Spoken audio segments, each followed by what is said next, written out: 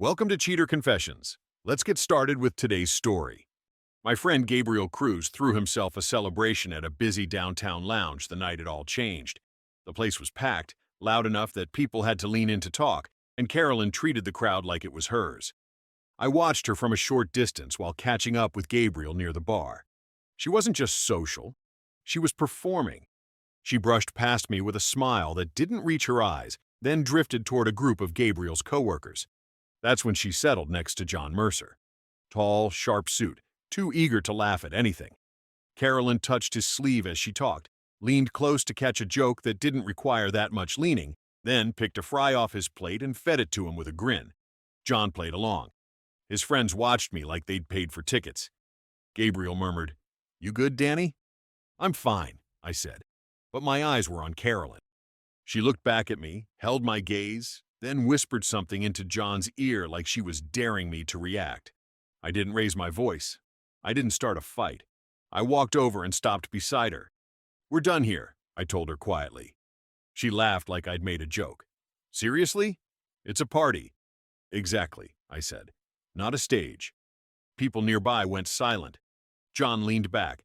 Carolyn crossed her arms, irritated I wasn't making a scene she could twist. I turned to Gabriel, shook his hand, and thanked him for the invite. Carolyn called after me, "Danny, don't be dramatic." I walked out without looking back. 15 minutes later, I was at home in the kitchen. The front door opened. "Can we talk?" she asked, dropping her purse with a sigh. "I pushed it too far," she added before I could respond. "I just wanted to feel something. I wasn't thinking." "You were performing," I said. She swallowed. "I'm sorry, really. I won't do that again." "Tell me that in the morning," I replied. "Apologies at night are cheap." She nodded like she'd agree to anything as long as the night ended quietly. I went to bed knowing the real conversation hadn't even started yet. Morning came quiet. I was already in the kitchen making coffee when Carolyn walked in wearing one of my shirts like it was a peace treaty. She moved softly, almost careful, waiting for me to speak first. "I heard you," I said. "So here's how things work for now." She froze, hands on the counter. "Rules? Really?" "Structure," I said. "We're stepping back from going out together. You handle your social plans. I handle mine." "That's extreme." "It's simple," I replied. "You don't get to use me as a background prop while you chase attention." Her eyebrows shot up, offended but not surprised. I kept going. "If you're out late, send a quick message by 10. Not permission, just information." She let out a sharp breath. "A curfew?" "A courtesy," I corrected. "And we split personal spending. House stuff stays joint. Anything else? Separate." "That's a lot, Danny." "It's basic respect," I said. She looked away like she was weighing whether to argue or pretend to understand. She chose pretending. "Fine," she muttered. "And one more thing," I added. "Don't joke about me in front of your friends. If you have something to say it to me." She tilted her head. "So I have to monitor every word I say?" "You just have to read a room," I answered. Her expression tightened, but she didn't fight it. Not yet. Later that week, Gabriel and Lily invited us for a small dinner. I almost didn't go, but I wanted to see how she handled things. For the first hour, she behaved. Quiet, polite, almost distant. I could see Lily watching both of us like she was trying to decode the air between us. Then it slipped. Lily poured drinks and joked about how married life required teamwork. Carolyn snorted and said, "Well, Danny has his new rulebook. I'm still learning page 1. The table went still. I set my glass down. "It's not a rulebook. It's clarity." Carolyn blinked, caught, embarrassed. Gabriel nodded once like he understood exactly what I meant. The ride home was silent until she finally snapped, "You made me look stupid." "You wrote the line," I said calmly. "I just read it." She turned toward the window, upset not because she was wrong, but because I didn't react the way she wanted. If only she knew how much quieter I could get. For a few days, Carolyn tried to act like she understood everything I'd said. It wasn't natural effort. It was rehearsal. I'd come home from work and find her waiting with that careful smile. One afternoon, she showed up at my workshop with a paper bag. "I brought lunch," she said, holding the bag like a peace offering. I nodded and opened it. "Thanks." She hovered near my tools, adjusting a tape measure, tapping the workbench like she needed something to do with her hands. "I'm trying, Danny." "I see effort," I said. "Consistency matters more." She swallowed that quietly. That Friday, she planned a no-phones dinner at home. She cooked pasta, set the table, like she was staging a commercial for Harmony. Halfway through, her phone buzzed on the counter. She stared at it, then at me. "It's work," she said. "Let it wait. It'll take a minute." She walked into the hall. 1 minute became 12. I kept eating. When she came back, she wore an apologetic smile like makeup. "Crisis handled," she said. "The house feels full of those lately," I answered. "Don't start," she warned softly. "I already did," I said. "You just pretended not to hear me." She blinked hard but didn't push it. The next night we went to Lily and Gabriel's for a game evening. Cards, nothing wild. Carolyn tried to stick close to me at first, laughing at things that weren't funny, brushing my arm like she was advertising affection, but old habits clawed their way back. During a break, Lily joked that married couples needed good communication. Carolyn smirked and said, "Well, Danny keeps a checklist now. Points off for sarcasm, I guess." People chuckled awkwardly. I looked at her. "We're not doing bits tonight." Her smile dropped. The room grew still. Gabriel gave a low whistle and changed the subject to save her from the silence. On the drive home, she turned toward me, eyes sharp. "You are getting colder every day." "Not colder," I said, "clearer." She stared out the window, arms crossed tightly, as if she didn't just test the very wall she kept hitting. She had no idea the real test was still coming. Sunday mornings used to be filled with brunch plans. I canceled the group chat a week after the game night. "We're taking a break from Sundays," I wrote. "See you in a month." When Carolyn saw the message, she spun around. "You're dismantling everything, piece by piece." "I'm rebuilding what I can stand in," I said. "You can be part of it, but not like this." She laughed once, sharp. "You'll get tired of this act." "It's not an act," I answered. "It's a boundary." She left the room shaking her head. 2 days later, she leaned against my workshop door mid-afternoon, holding a small bakery box. Her eyes were tired, her voice low. "I know I've been restless," she said. "I'm bored, Danny. Not with you. With us." "There used to be a difference," I replied, flipping a blueprint. "Now there isn't." She opened the box.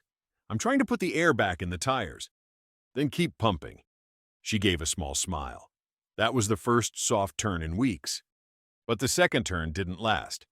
That Friday, she went out with her friend Paige Turner. They'd planned a girls' night. Carolyn promised to be home by 11 and said she'd send a message if plans changed. "Courtesy," I reminded her.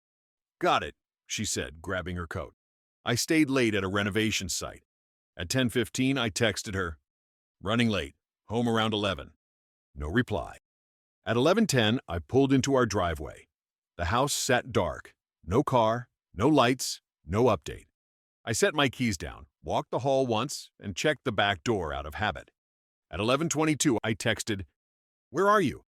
A few seconds passed. Then her message appeared. "Don't call me." No explanation, no courtesy, just defiance dressed as independence. I stared at the screen, and instead of heat, I felt clarity. The kind that settles into your chest like a key turning in a lock. I typed back, "Don't come home." It was the calmest sentence I ever sent. 10 minutes later, 20 missed calls. Back-to-back vibrations, her name flashing again and again like she was trying to reverse the moment with sheer panic. But the line had already closed.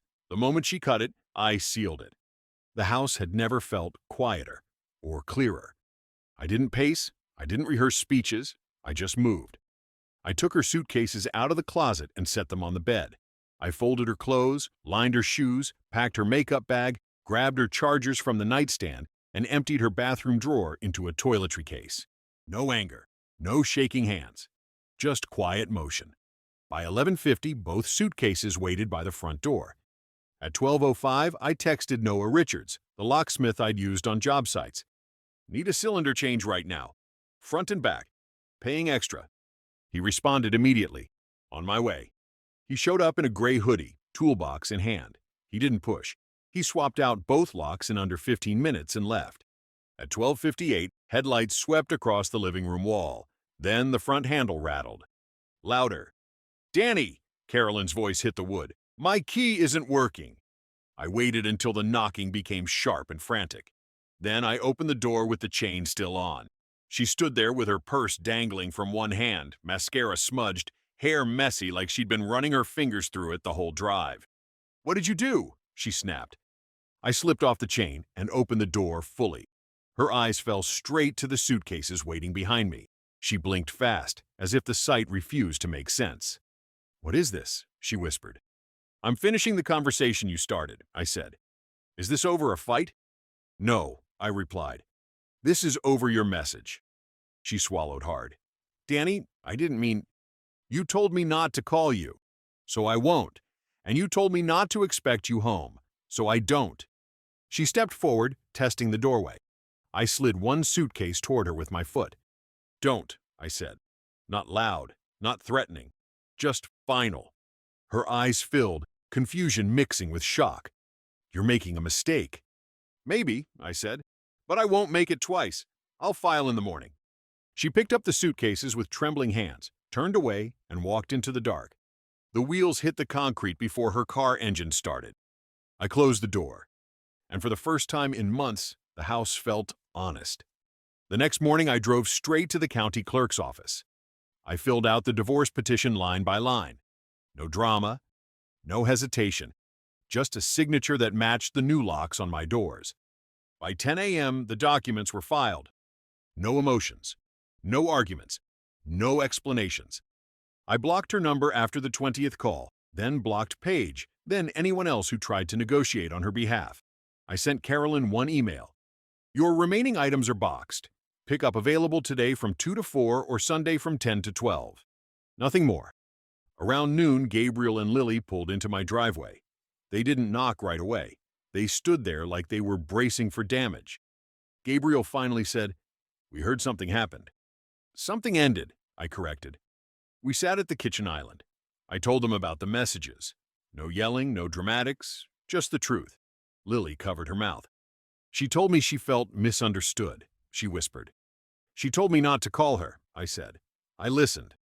Gabriel nodded slowly, respect settling into his shoulders. "If you need anything, we're here." "I'm good," I said, and I meant it. Sunday, a pickup truck rolled into the driveway. Edward Lang, Carolyn's father, climbed out. He was a man who spoke in small sentences and long pauses.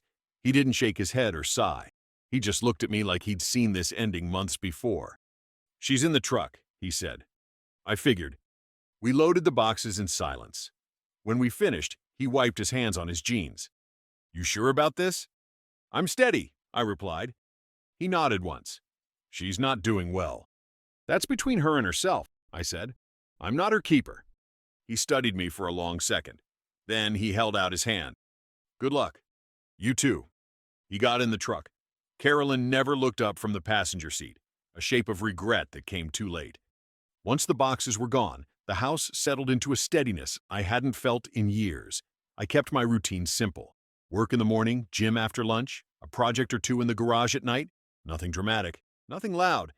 Gabriel started coming by on Wednesdays. We'd grill something simple and talk about jobs, tools, normal things. No Carolyn stories unless I brought them up, which I rarely did. One night, Gabriel asked, "Do you think she'll try to come back?" "She already did," I said. "She just didn't walk up to the door this time." Because the emails started. Not the angry kind, the regret kind. "Can we talk?" "I made a mistake." "You're throwing away years." "Please answer me." I answered none of them. Meanwhile, Carolyn's fallout spread fast. Paige told Lily that Carolyn quit her job after a blowout with a supervisor. She moved into a small rental. She cried at work before she walked out. She told people I threw her out over nothing, but cracked when someone asked what the text said. At the grocery store one evening, I ran into Paige by the produce section. She crossed her arms like she wanted a fight. "She's a mess," she said. "You know that, right?" "She made her choices," I said. "You don't even care?" "I care enough to stop living inside her chaos." Paige scoffed. "Cold." "No," I said. "Clear." And that ended the conversation. I tried dating about a month later. Nothing serious. A nurse who laughed with her whole face. I stopped looking backward. I didn't need to rebuild the past. I needed to build something that actually fit me. The divorce papers arrived on a Tuesday afternoon, stamped and final. I opened the envelope at the kitchen table, read every line once, and set it beside my coffee. No rush of victory, no sadness.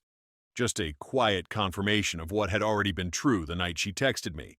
By the end of the month, I met with the clerk to finalize the settlement. I kept the house and the truck. We split the savings down the middle. No alimony, no joint debts left tangled. One night, I sat on the porch. Out of habit, I checked my phone once. No calls, no messages. That silence used to bother me. Now, it felt like the right soundtrack. When I scrolled through social media, I saw a photo someone reposted of Carolyn at a bar. New friends, same performance. Her smile was wide but empty, the kind you wear when you hope the camera fills in the parts that are missing. I didn't feel anything sharp, just distance. Like watching an old movie you've already outgrown. People like to say a man leaves when he's angry. I didn't. I left when I understood I didn't need to keep auditioning for a role in my own home. She texted, "Don't call me." So I didn't. And when I replied, "Don't come home," I meant it. Now I wake up in a life that fits me. A life built on peace, not performance. And every quiet morning reminds me, the cleanest breaks don't come from rage. They come from clarity. Thank you for watching.